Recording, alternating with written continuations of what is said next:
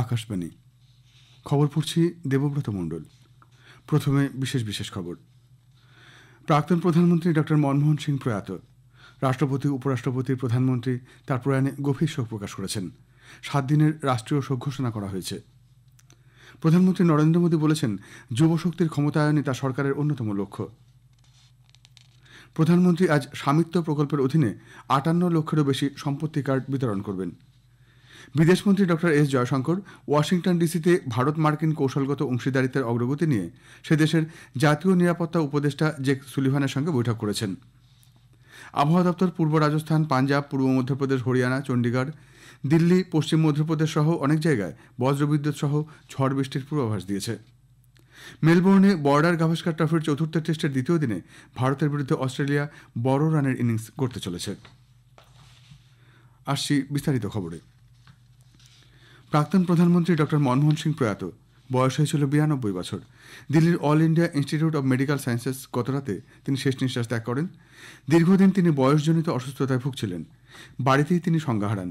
রাত 8টা নাগাদ এইমসের জরুরি বিভাগে তার চিকিৎসা শুরু হয়, কিন্তু সমস্ত চেষ্টা ব্যর্থ করে দিয়ে রাত 9:51 নাগাদ তিনি শেষ নিঃশ্বাস ত্যাগ করেন। ডক্টর মনমোহন সিংয়ের মৃত্যুতে সমস্ত সরকারি কর্মসূচি বাতিল করা হয়েছে। ঘোষিত হয়েছে 7 দিনের রাষ্ট্রীয় শোক। সকাল 11টায় কেন্দ্রীয় মন্ত্রিসভা বৈঠকে বসছে। তার শেষকৃত্য পূর্ণ রাষ্ট্রীয় মর্যাদায় সম্পন্ন হবে। ভারতের সংস্কারমুখী অর্থনীতির জনক মনমোহন সিং দেশের অর্থনীতির আন্তর্জাতিকীকরণে গুরুত্বপূর্ণ ভূমিকা নিয়েছিলেন। পিভি নরসিংহ রাওয়ের প্রধানমন্ত্রীত্বের সময় তিনি অর্থমন্ত্রকের দায়িত্ব সামলেছেন। 2004 থেকে 2014 এই 10 বছর কংগ্রেসের নেতৃত্বাধীন ইউনাইটেড প্রোগ্রেসিভ অ্যালায়েন্স ইউপিএ সরকারের প্রধানমন্ত্রী ছিলেন তিনি। 1932 সালের 26শে সেপ্টেম্বর বর্তমান পাকিস্তানের পাঞ্জাব প্রদেশের চকওয়াল জেলার গাহতে ডক্টর মনমোহন সিংয়ের জন্ম। পিতা গুরুমুখ সিং এবং মা অমৃত কৌর। দেশভাগের পরই তারা সপরিবারে অমৃতসর চলে আসেন। চণ্ডীগড় পাঞ্জাব বিশ্ববিদ্যালয় থেকে 1952 সালে তিনি স্নাতক হন। 1954 সালে স্নাতকোত্তর শেষ করার পর ইংল্যান্ডের কেমব্রিজ বিশ্ববিদ্যালয় থেকে অর্থনীতিতে স্নাতক হন। এরপর অক্সফোর্ড বিশ্ববিদ্যালয়ের নাফিল্ড কলেজ থেকে 1962 সালে ডিফিল করেন। কৃতি ছাত্র নামী শিক্ষক ডক্টর মনমোহন সিং তার বর্ণময় জীবনে 1982 সাল থেকে 1985 সাল পর্যন্ত রিজার্ভ ব্যাংকের গভর্নর ছিলেন। যোজনা কমিশনের উপাধ্যক্ষের দায়িত্ব সামলেছেন 1985 থেকে 1987 সাল পর্যন্ত। অসম থেকে রাজ্যসভার সাংসদ মনমোহন সিং পিভি নরসিংহ রাওয়ের প্রধানমন্ত্রীত্বে 1991 সাল থেকে 1996 সাল পর্যন্ত ছিলেন দেশের অর্থমন্ত্রী। দেশের অর্থনীতির উদারীকরণে এবং সংস্কারে গতি আনতে তার ভূমিকা ছিল অত্যন্ত গুরুত্বপূর্ণ। রাষ্ট্রপতি দ্রৌপদী মুর্মু, উপরাষ্ট্রপতি জগদীপ ধনখড়, প্রধানমন্ত্রী নরেন্দ্র মোদী প্রাক্তন প্রধানমন্ত্রী ডক্টর মনমোহন সিংয়ের মৃত্যুতে গভীর শোক প্রকাশ করেছেন। রাষ্ট্রপতি তার বার্তায় বলেন, ডক্টর মনমোহন সিং সেই বিরল রাজনীতিবিদদের মধ্যে একজন যিনি একই রকম স্বাচ্ছন্দ্যে শিক্ষা ও প্রশাসনের কাজ করেছেন। ভারতীয় অর্থনীতির সংস্কারে সরকারি অফিসে তার ভূমিকা ছিল অত্যন্ত গুরুত্বপূর্ণ। উপরাষ্ট্রপতি তার বার্তায় প্রাক্তন প্রধানমন্ত্রীকে বিশিষ্ট অর্থনীতিবিদ বলে অভিহিত করেন, যিনি ভারতের অর্থনৈতিক দৃশ্যপট বদলে দিয়েছিলেন। গভীর শোক প্রকাশ করে প্রধানমন্ত্রী নরেন্দ্র মোদী বলেছেন, দেশ তার অন্যতম মহান এক নেতাকে হারালো। দেশের অর্থনৈতিক নীতি নির্ধারণে ডক্টর সিং গুরুত্বপূর্ণ অবদান রেখেছেন। সাধারণ মানুষের জীবনযাত্রার মানোন্নয়নে তার অবদান দেশ চিরদিন মনে রাখবে। শোক বার্তায় কেন্দ্রীয় স্বরাষ্ট্রমন্ত্রী অমিত শাহ বলেন, রিজার্ভ ব্যাংকের গভর্নর থেকে অর্থমন্ত্রী ও প্রধানমন্ত্রী হিসেবে দেশ পরিচালনায় ডক্টর মনমোহন সিং গুরুত্বপূর্ণ ভূমিকা পালন করেছেন। কেন্দ্রীয় মন্ত্রী এবং বিজেপি সভাপতি জেপি নাড্ডা তার শোকবার্তায় বলেন, ডক্টর সিংয়ের নেতৃত্ব দলমত নির্বিশেষে প্রশংসা ও শ্রদ্ধা অর্জন করেছে। কেন্দ্রীয় তথ্য সম্প্রচার মন্ত্রী অশ্বিনী বৈষ্ণব শোক প্রকাশ করে বলেছেন, ডক্টর সিংয়ের নেতৃত্ব, নম্রতা এবং উৎসর্গ সর্বদা স্মরণীয় হয়ে থাকবে। কংগ্রেস সভাপতি মল্লিকার্জুন খাড়গে তার শোকবার্তায় বলেন, ভারত একজন সৎ, দূরদর্শী রাষ্ট্রনায়ক এবং অতুলনীয় অর্থনীতিবিদকে হারালো। জাতি গঠনে ডক্টর সিংয়ের অপরিসীম অবদান ভারতীয় ইতিহাসের পাতায় চিরকাল লেখা থাকবে। কংগ্রেস নেতা রাহুল গান্ধী তার বার্তায় বলেন, ডক্টর সিংয়ের অপরিসীম প্রজ্ঞা ও সততার সাথে ভারতকে নেতৃত্ব দিয়েছেন। ডক্টর সিংয়ের নম্রতা এবং অর্থনীতি সম্পর্কে গভীর উপলব্ধি জাতিকে অনুপ্রাণিত করেছিল। পশ্চিমবঙ্গের মুখ্যমন্ত্রী মমতা ব্যানার্জিও তার সঙ্গে কাজ করার অভিজ্ঞতার কথা উল্লেখ করে গভীর শোক প্রকাশ করেন। প্রাক্তন প্রধানমন্ত্রী তথা বিশ্বভারতীর প্রাক্তন আচার্য ডক্টর মনমোহন সিংয়ের প্রয়াণে পৌষ মেলার বিনোদন মঞ্চের যাবতীয় অনুষ্ঠান বাতিল করা হয়েছে। তবে পৌষ মেলা যথারীতি চলবে। দেশের প্রাক্তন প্রধানমন্ত্রী ও বিশিষ্ট অর্থনীতিবিদ ডক্টর মনমোহন সিংয়ের প্রয়াণে সিপিআইএম গভীর শোক প্রকাশ করেছে। সিপিআইএমের কোঅর্ডিনেটর প্রকাশ কারাত গভীর শোক প্রকাশ করে বলেন, প্রাক্তন প্রধানমন্ত্রী মনমোহন সিং ছিলেন ধর্মনিরপেক্ষ শক্তির প্রতি দায়বদ্ধ। প্রধানমন্ত্রী নরেন্দ্র মোদী বলেছেন, যুব শক্তির ক্ষমতায়নই তার সরকারের প্রধানতম লক্ষ্য। নতুন দিল্লিতে ভারত মণ্ডপমে বীর বাল দিবস উপলক্ষে গতকাল তিনি বলেন, মহাকাশ, অর্থনীতি, ক্রীড়া, ম্যানুফ্যাকচারিং শিল্প, দক্ষতা উন্নয়ন, স্টার্ট আপ ইকোসিস্টেম সর্বত্রই সরকার যুব সমাজকে অগ্রাধিকার দিচ্ছে। দেশের যুব শক্তির কারণেই গোটা বিশ্ব এখন ভারতের দিকে অনেক আশা ও প্রত্যাশা নিয়ে তাকিয়ে রয়েছে। রাষ্ট্রপতি দ্রৌপদী মুর্মু গতকাল নতুন দিল্লিতে 17 জন শিশুকে 7টি বিভাগে তাদের অসামান্য সাফল্যের জন্য প্রধানমন্ত্রী রাষ্ট্রীয় বাল পুরস্কার প্রদান করেছেন। শিল্প, সংস্কৃতি, সাহসিকতা, উদ্ভাবন, বিজ্ঞান ও প্রযুক্তি, সমাজসেবা, খেলাধুলো এবং পরিবেশের কৃতিত্বের জন্য 14টি রাজ্য ও কেন্দ্রশাসিত অঞ্চলের এই 17 জন শিশুকে পুরস্কার প্রদান করা হয়। ফিডে 1555 এলো রেটিং করে কনিষ্ঠতম হিসেবে বিশ্ব রেকর্ড করেছে 3.5 বছরের ক্ষুদে দাবাড়ু বাংলার অনিশ সরকার। গতকাল নতুন দিল্লিতে এক অনুষ্ঠানে রাষ্ট্রপতি তার হাতে বাল পুরস্কার তুলে দেন।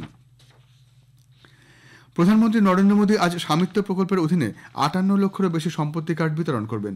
সেই সঙ্গে শ্রী মোদী উপভোক্তাদের সঙ্গে মতবিনিময় করবেন। এই প্রকল্পে গ্রাম বা জনবসতিপূর্ণ এলাকায় প্রতিটি সম্পত্তির মালিকের কাছে অধিকারের একটি রেকর্ড হস্তান্তর করা হবে। এর ফলে সম্পত্তি সম্পর্কিত বিরোধ কমাতে, গ্রাম পর্যায়ের ব্যাপক পরিকল্পনা উন্নত করতে এবং সম্পত্তি কর সংগ্রহকে উৎসাহিত করতে সহায়তা করবে। বিভিন্ন কেন্দ্রীয় মন্ত্রী এবং মুখ্যমন্ত্রীরাও দেশের বিভিন্ন প্রান্ত থেকে অনলাইনে প্যান ইন্ডিয়া অনুষ্ঠানে যোগ দেবেন। নতুন দিল্লিতে সাংবাদিকদের সঙ্গে কথা বলার সময় পঞ্চায়েতি রাজ সচিব বিবেক ভরদ্বাজ বলেন যে প্রকল্পের অধীনে প্রায় 3,17,000 গ্রাম ড্রোন পরিদর্শনের মাধ্যমে জরিপ করা হয়েছে এবং 1,37,000 কোটি বর্গমিটারের বেশি আবাসিক জমির মানচিত্র তৈরি করা হয়েছে। খবর শুনছেন আকাশবাণী থেকে। বিদেশমন্ত্রী ডক্টর এস জয়শঙ্কর গতকাল ওয়াশিংটন ডিসিতে মার্কিন জাতীয় নিরাপত্তা উপদেষ্টা জ্যাক সুলিভানের সঙ্গে বৈঠক করেছেন।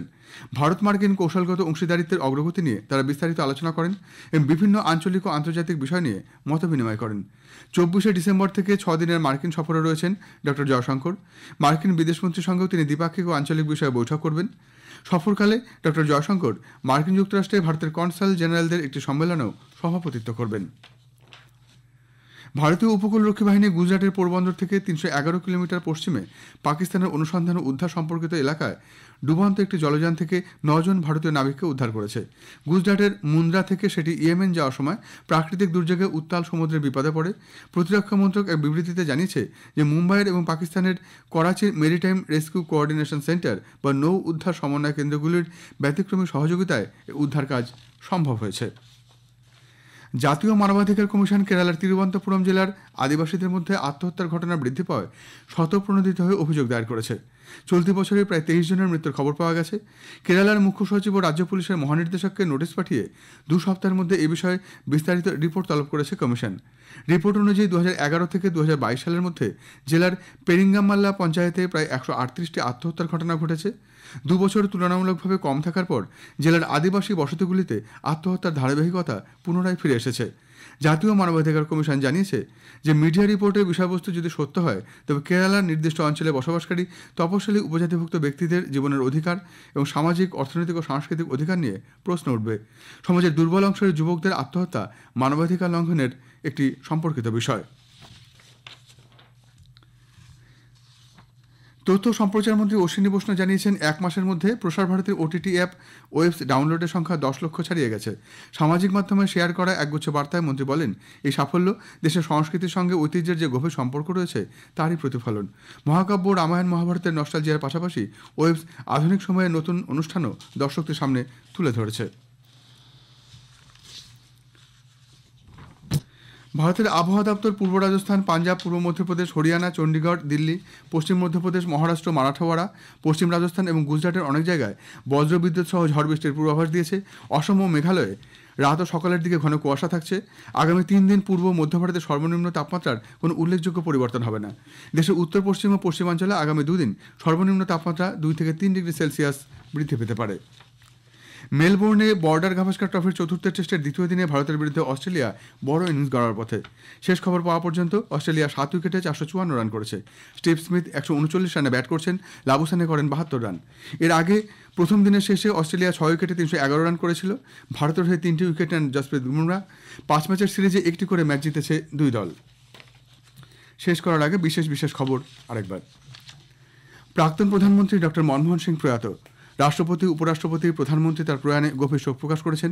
7 দিনের রাষ্ট্রীয় শোক ঘোষণা করা হয়েছে। প্রধানমন্ত্রী নরেন্দ্র মোদী বলেছেন, যুবশক্তির ক্ষমতায়নে তার সরকারের অন্যতম লক্ষ্য। প্রধানমন্ত্রী নরেন্দ্র মোদী আজ স্বামিত্ব প্রকল্পের অধীনে 58 লক্ষেরও বেশি সম্পত্তি কার্ড বিতরণ করবেন। খবর এখনকার মতো এ পর্যন্ত। এরপরে শুনুন স্থানীয় সংবাদ।